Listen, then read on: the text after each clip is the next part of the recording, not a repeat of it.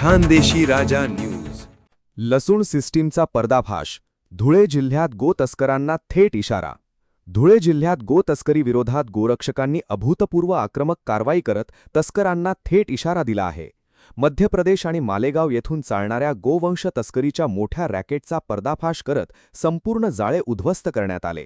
या प्रकरणात गाडी नंबर MP14 GC2718 या पिकअप गाडीचा वापर करून तस्करी केली जात असल्याचे उघड झाले आहे.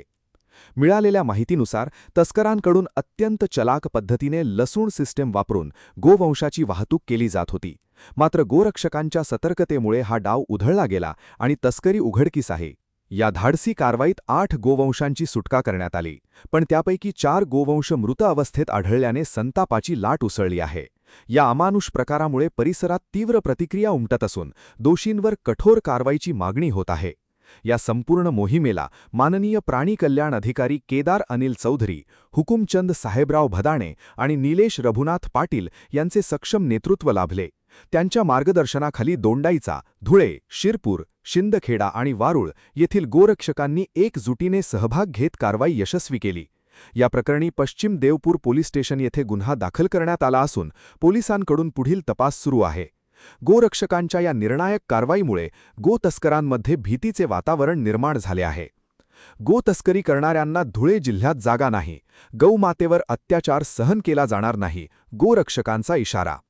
धुळे जिल्ह्यातील ही कारवाई केवळ एक यशस्वी ऑपरेशन नसून गोसंरक्षणासाठी लढणाऱ्या गोरक्षकांच्या एकतेचा आणि निर्धाराचा ठसा उमटवणारी ठरली. खानदेशी राजा न्यूज नेटवर्क. संपादक कमलेश पाटील, नवापूर. जय गोमाता. आज दिनांक 4 मे 2026 वार सोमवार. आद्य गोरक्षक श्री शिवछत्रपती गोरक्षा जन आंदोलन संस्थापक अध्यक्ष गुरुवर्य श्री संजयजी काका शर्मा व प्राणी फाउंडेशन संस्थापक अध्यक्ष रणरागिनी न्यायाधिती पटेल यांच्या माध्यमातून व मानद प्राणी कल्याण अधिकारी श्री अंकुशदादा गोडसे सांगली यांच्या मार्गदर्शनाने आज जे सराईत गोतस्करे एमपीचे मनसूब तो MP मधून मालेगावला गोवंश तस्करी करत होता.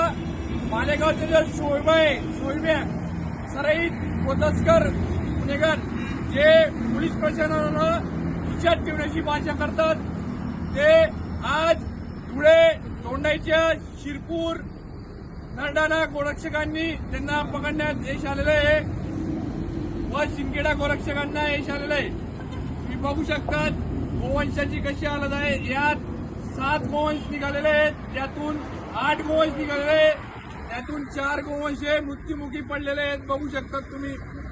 ही गाडी लसूणच्या सिस्टीममध्ये वरती लसूण ठेवून खाली गोमातेला ठेवून ही गाडी गोवंश तस्करी MP पासून तर मालेगाव पर्यंत करत होती. हे सराईत गोतस्कर रोज रात्री MP मधून मालेगावच्या दिशेने गोवंश तस्करी करत होते. सर्व गोरक्षकांनी MP मधून 300 किलोमीटरचा पाठलाग करून ही गाडी पुण्याजवळ नगावबारीजवळ पकडण्यात गोरक्षकांना यश प्राप्त झालेलं आहे. जय श्रीराम, जय गोमाता. जय जय श्रीराम.